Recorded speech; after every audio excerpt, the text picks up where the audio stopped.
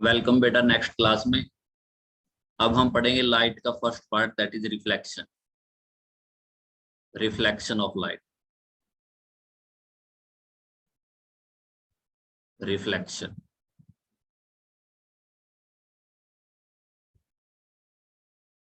बहुत important phenomena. Reflection of light बहुत ज्यादा इंपॉर्टेंट है। ये मान लीजिए अगर रिफ्लेक्शन नहीं होता तो हम ऑब्जेक्ट देख ही नहीं पाते। सबसे इंपॉर्टेंट चीज यही है, रिफ्लेक्शन के थ्रू ही हम देख पाते हैं किसी भी ऑब्जेक्ट को। ठीक है ना। होता क्या है रिफ्लेक्शन, समझ लीजिए रिफ्लेक्शन होता क्या है। देखिए बेटा, कोई सरफेस है मेरे पास, कोई भी सरफेस। मैं बात करूंगा, खुल के बात करूंगा सरफेस की भी। एनी सरफेस, ठीक है बेटा, कोई भी सरफेस है। ठीक है। अगर सोर्स से जो लाइट आ रही है ऐसे इस सरफेस पे पड़ी और जिस मीडियम में आई थी उसी मीडियम में चली गई, ray of light I, surface से टकराई, टकराने के बाद उसी मीडियम में चली गई। ठीक है ना। तो ये कह सकते हैं बाउंस बैक हो जाना। Bounce back, bounce back, bounce back of light. Light का बाउंस बैक हो जाना किसमें? इन सेम मीडियम, उसी मीडियम में लाइट का बाउंस बैक हो जाना। ठीक है। Due to reflecting surface, due to reflecting surface, due to reflecting surface, reflecting surface. ठीक है बेटा। तो जो ये लाइट आई है बेटा, देखो मैं इसको ठीक कर देता हूं। यहाँ पे ऐसे आई है लाइट, ऐसे, मिनट रुकिए,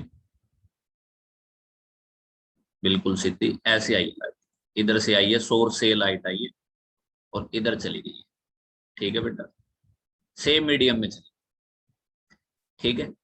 तो इसको बोलते हैं रिफ्लेक्शन। ठीक है ना। बाउंस बैक हो जाना, लाइट आई, रिफ्लेक्टिंग सरफेस पे टकराई और सेम मीडियम में चली, दैट इज रिफ्लेक्शन। ठीक है।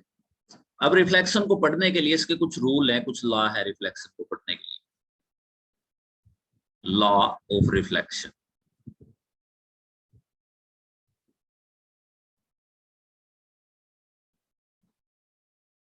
लॉज ऑफ रिफ्लेक्शन या लॉज ऑफ रिफ्लेक्शन भी इसको कह सकते हैं।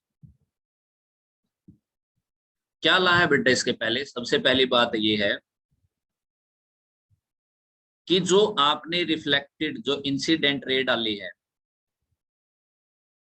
पहले मैं क्वांटिटी बता जो टर्म है वो बता देता हूं। जो सोर्स से लाइट सरफेस पर आकर के टकराई उसको बोलते हैं इंसिडेंट रे, आई से रिप्रेजेंट करते हैं।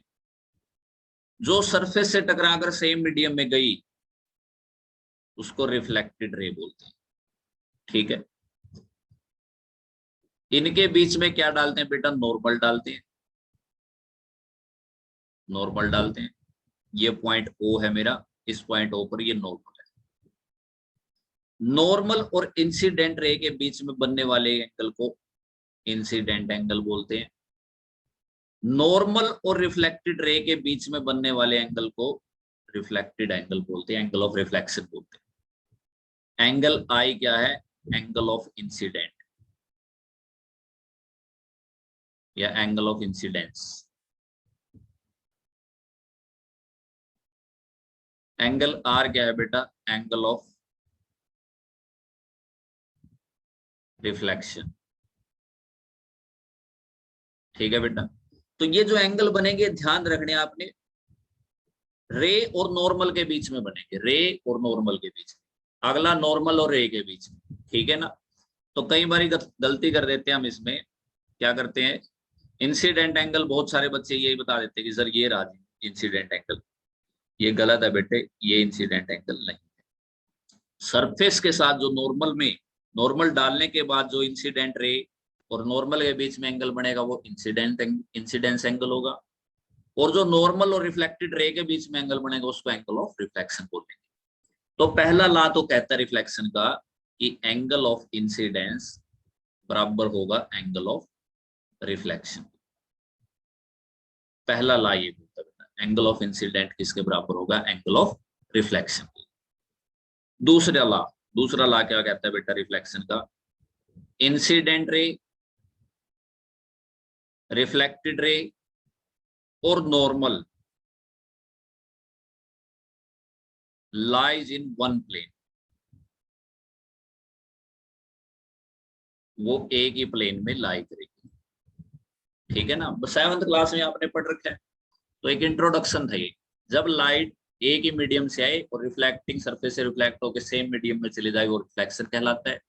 लॉ ऑफ रिफ्लेक्शन कहते हैं कि आपको angle incidence, angle of reflection देखना है और नॉर्मल डालना आपने, और उनके बीच में रिलेशन बताना है। ठीक है बेटा, तो ये थे लॉ ऑफ रिफ्लेक्शन।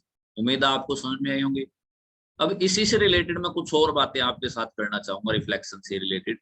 ठीक है, देखिएगा बड़ी इंटरेस्टिंग बातें हैं, वो मजेदार बातें हैं, मजा आ जाएगा आपको। कौन कौन सी बातें थी, जैसे बेटा ये मेरा कोई सरफेस ले लिया, दिस इज माय सरफेस जिससे मेरी लाइट रिफ्लेक्ट हो सकती है। ठीक है ना बेटा, पहली बात तो आपको ध्यान रखना, नॉर्मल तभी डलेगा, नॉर्मल तभी होगा जब एंगल ऑफ इंसिडेंस और एंगल ऑफ रिफ्लेक्शन बराबर होंगे। ठीक है ना, तभी नॉर्मल डलेगा, मतलब नॉर्मल डलने के बाद ही, नॉर्मल डलने के बाद ही एंगल ऑफ इंसिडेंट और एंगल ऑफ रिफ्लेक्शन क्या होगा, हमारा क्या होगा, इक्वल होगा। अब देखिए मैंने क्या किया, क्वेश्चन देखिए मैंने क्वेश्चन क्या किया, ये रे ऑफ लाइट आई बेटा, यहां पे आई।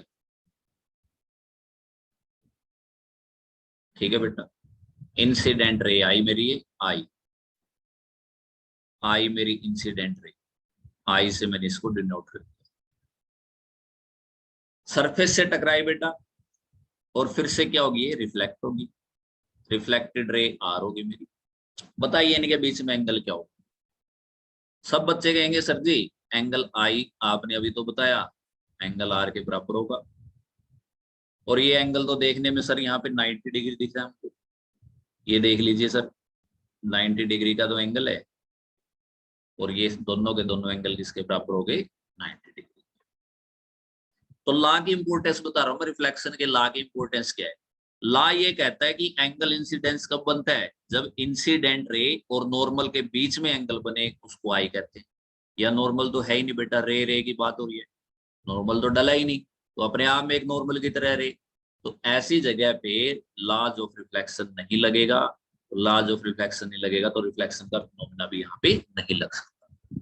ठीक है बेटा, आई बात समझ में, मतलब एंगल इंसिडेंट और रिफ्लेक्शन, रिफ्लेक्टेड जो एंगल है वो बराबर नहीं हो सकते। अब चलते हैं आगे,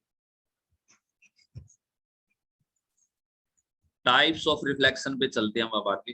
टाइप्स ऑफ रिफ्लेक्शन,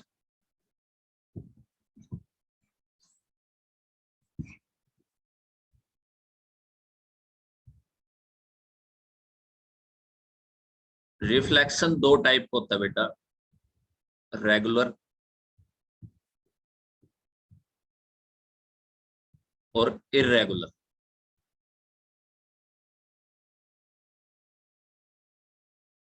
ठीक है, रेगुलर रिफ्लेक्शन क्या होता है, इरेगुलर रिफ्लेक्शन क्या होता है, ये नेक्स्ट क्लास में पढ़ेंगे।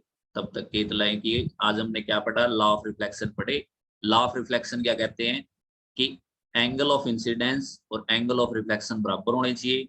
Angle of incidence, reflection sorry incident ray, reflected ray और नॉर्मल सभी एक प्लेन में लाई करने चाहिए। ठीक है बेटा जी, एंगल तभी डिसाइड होगा जब नॉर्मल डलेगा, बिना नॉर्मल के एंगल का कोई डिसीजन नहीं ले सकते हम। अभी तक हमने यही बात सीखी।